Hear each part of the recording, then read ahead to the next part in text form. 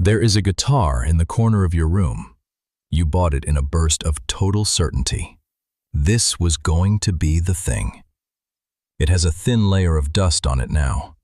And it has company. There is the app you started building and never shipped. The language streak that died somewhere around day 31. The online course you were so sure about, abandoned at Module 3. The folder on your laptop, quietly named Projects, that is really just a graveyard of beginnings. And last night, at 11 p.m., wide awake, you started reading about pottery classes. You start things on fire, and you finish them cold. And every productivity guru, every well-meaning relative, and the loudest voice in your own head all say the same 3 words. Pick a lane. So you have quietly filed yourself under a label. Lazy, flaky, cannot commit. Something must be wrong with you, you think, because everyone else seems able to choose one thing and just stay. So let me say it right up front. You are not lazy. You are not broken. And that pile of half-finished things is not the evidence you think it is. What you are running is an instinct. A brilliant, ancient, perfectly working instinct that is being graded by a rulebook it was never built for. So get comfortable, because the reason you cannot seem to finish anything goes back about 2 million years. And by the end of this, you might look at that dusty guitar in the corner a little differently. Because it was never a monument to everything you quit. It is a clue. And to read it, we have to go back. Way back. And we have to throw out the picture you probably carry of the ancient world. We did not evolve in one perfect, stable place with one fixed set of rules. We evolved in chaos. A scientist named Rick Potts at the Smithsonian has spent decades on this exact question. And his answer has a name: variability selection. The idea is this. The thing that truly shaped the human brain was not one steady, generous environment. It was instability itself. The climate swung, the rivers moved, the herds vanished and turned up somewhere new. The plants that fed you one season were simply gone the next. We were never built for a world that holds still. We were built for a world that refuses to. So picture your ancestor in that world, the specialist, the one who perfected a single technique and refused to ever change it. The moment the terrain shifted, that one technique became useless, and so, very often, did he. But the generalist? The one who could track and make a tool and forage, and then drop a failing plan and retool for completely new ground. That one lived. So curiosity was not a distraction. Curiosity was scouting. Chasing the new thing, sampling widely, keeping a dozen half-finished skills ready for the day you might need them. That was not flakiness. That was a survival strategy. And walking away from a dead end before it killed you? That was not weakness. That, my friend, was the whole point. So if breadth was the winning move, the smart move, the move that kept your whole line alive, why does it feel like losing every single day? Because somewhere along the line, the world changed the rules on you. So what happens to a survival superpower when the world quietly rewrites the rulebook underneath it? The world eventually got safe enough and stable enough that we invented a brand new rule. Pick one thing.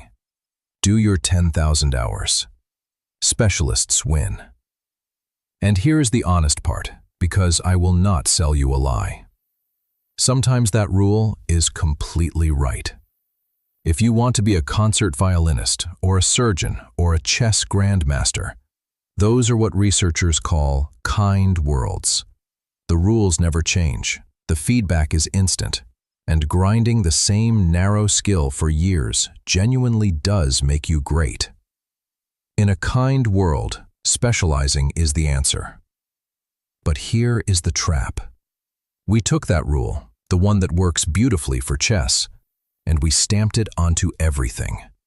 Onto a job market where whole careers appear and disappear inside a single decade. onto a world every bit as wild and shifting as the one your ancestors walked across. And we stamped it onto you. And about those 10,000 hours, you should know that number is not really a law of science. It comes from a writer named Malcolm Gladwell, who took one study of violinists and rounded it off into a tidy slogan. The scientist behind that actual study, a man named Anders Ericsson, spent years afterwards saying the slogan got it wrong. But the slogan was catchier than the truth, so the slogan won. So that is the story we tell ourselves. A Stone Age breath engine stranded in a modern world that only rewards specialists. A mismatch. A glitch. Right instinct, wrong century. But I have been telling it to you slightly wrong, on purpose. Because the world did not settle down into something stable and kind. If anything, it went more wicked than ever. Careers vanish in a decade. Whole industries appear overnight. The map gets redrawn while you are still walking across it. Which means your restless, sampling, breath-first mind is not a relic that time left behind. It is the single most adaptive thing you own, finally back in exactly the kind of world it was built for. And 4 lines of research can show you precisely what it can do. So let me turn the whole thing over, because the science here is genuinely on your side, and it is honestly a relief. Start with those 2 kinds of worlds. A researcher named Robin Hogarth drew the line between them, kind and wicked. And the uncomfortable truth is that most of real life, your career, your relationships, your money, your health, is wicked. The feedback is slow, the rules keep shifting, and there is no clean answer key in the back of the book. And in a wicked world, the breadth you have been apologizing for is exactly the thing that wins. Look at athletes. A researcher named Jean Coté at Queen's University studied how elite athletes actually develop. And it turns out the ones who reach the very top usually did not specialize as children. They sampled. They played many sports first, and they specialized late. The kid who got forced into one single lane at age 8? More often than not, they burn out or break down before they ever arrive. And here is the part that should make you smile. A psychologist named Dedra Gentner at Northwestern studies how humans carry an idea from one field and use it to crack a problem in a completely different one. And it turns out that is a real, trainable kind of power. The person who knows a little about many things can take a pattern from over here and solve a puzzle way over there. Which means every single one of those abandoned interests left something behind. The music taught you rhythm. The coding taught you logic. The little failed business taught you people. You were never quitting. You were collecting. A journalist named David Epstein gathered all of this into one book and gave the whole thing a name. Range. Your scattered, restless, multi-interest mind is not noise. It is a diversified portfolio of skills. It is a hedge against a world that flatly refuses to sit still. And yes, your finance-brained friend just perked up. Same exact logic. Never bet everything on one square. So the only question left is not whether your mind is broken. It never was. The only question is what you finally do with a portfolio like that. And that is where it gets practical. Okay, deep breath.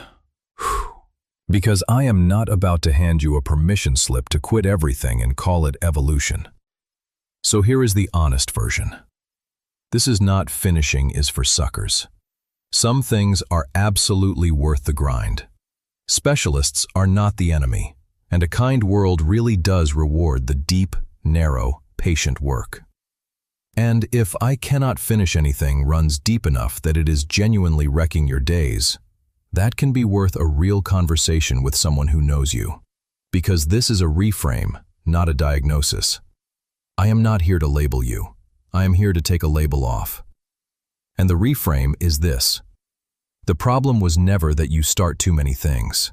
The problem is that you have been grading a wide, adaptable, ancient mind by a rule that was written for chess players, and then feeling broken when it would not fit. It was never going to fit. It was built for a different, wilder game, the one you are actually playing. So here is the move. Stop apologizing for the breadth. Let yourself be curious. Let yourself sample. And then, out of that whole pile of beginnings, choose the one or two that are truly, deeply yours, and pour all of that range into those. Not the lane that somebody else assigned you, the one you would actually be sad to never finish. Because that guitar in the corner, and that folder full of beginnings, it was never proof that you are broken. It is proof that you are built for a world that will not hold still. And that, as it turns out, is the exact world you live in. So the next time that quiet little voice calls you lazy for starting something new, answer it kindly. You are not lazy. You are a generalist, 2 million years in the making. You were always meant to be a little bit of everything. So go on, dust off the guitar if you still want it, or do not. And send this to the friend with the most half-finished projects you know. Tell them their graveyard was a portfolio the whole time.